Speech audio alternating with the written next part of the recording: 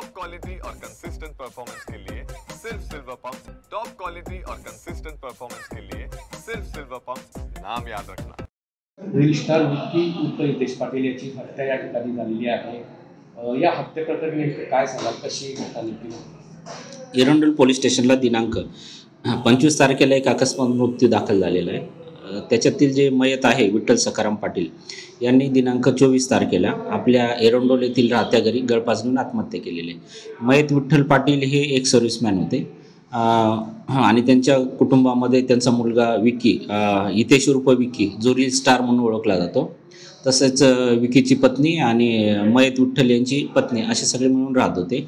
मात्र त्यांच्या मृत्यूच्या तपासामध्ये एक चिठ्ठी आढळली होती। त्या चिठ्ठीमध्ये हितेशनी मौतना जिम्मेदार मी आहे, रात्री 2 वाजता त्याला मी धरणात बुजून आलोय अशा पद्धतीचा उल्लेख केलेला होता। म्हणजे विठ्ठल यांनी दिनांक 24 तारखेला हितेशला मारलेलं आहे आणि त्याला धरणात बुजलेलं आहे अशा पद्धतीचा उल्लेख असल्यामुळे आम्ही विकीचा सलग 2 दिवस शोध घेत होतो।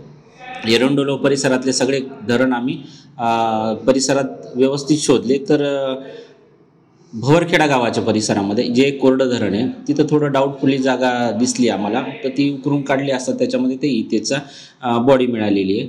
आणि त्या हितेशला दिनांक 24 तारखेला रात्री 2 वाजेच्या दरम्यान हितेशचे वडील, हितेशचे काका आणि हितेशचे भाऊ यांनी गळफास देऊन मारलेलं आहे आणि एका JCB चालकाच्या मदतीने खड्डा खोदून तिथं त्याचा मृतदेह टाकलेला आहे।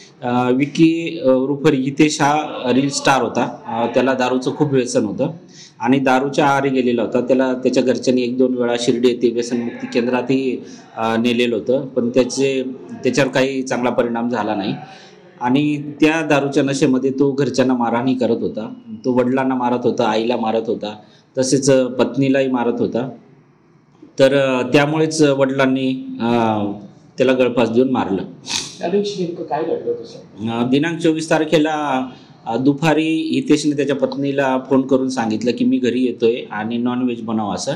मात्र सोमवार असल्याने मी नॉनव्हेज बनवणार नाही, तर त्यावेळेस त्याने पत्नीला शिवीगाळ केली आणि मी आल्यावर तुमचा बेतच बघतो असं म्हटलेलं होतं। त्यामुळे त्याची पत्नी व मयताचे वडील म्हणजे दुसरे मयत विठ्ठल हे असे गाडीवर बसून त्यांचे जे मूळ गाव आहे भवरखेडा येथे गेले। तिथं त्यांचं घर आणि त्यांचे इतर नातेवाईक त्यांच्याकडे आश्रयाला गेले आणि त्या संध्याकाळी मग विकी हा भवरखेडा येथे त्यांच्याकडे गेला। तिथं मयत विठ्ठल आणि त्यांचे भाऊ आणि त्याचा पुतण्या म्हणजे मयत विकीचे काका आणि चुलत भाऊ यांच्यामध्ये वादावादी झाले आणि त्याच रात्री मग विकीचे काका, विकीचे वडील आणि विकीचा चुलत भाऊ या तिघांनी त्याला गळफास देऊन मारलेलं आहे। किती आरोपी?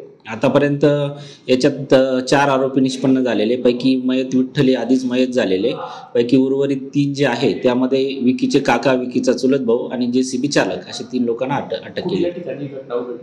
ही भवरखेडा तालुका धरणगाव इथलं जे गोविंद बाबा धरण आहे त्याच्या कोरड्या पात्रामध्ये झालेलं आहे सगळं।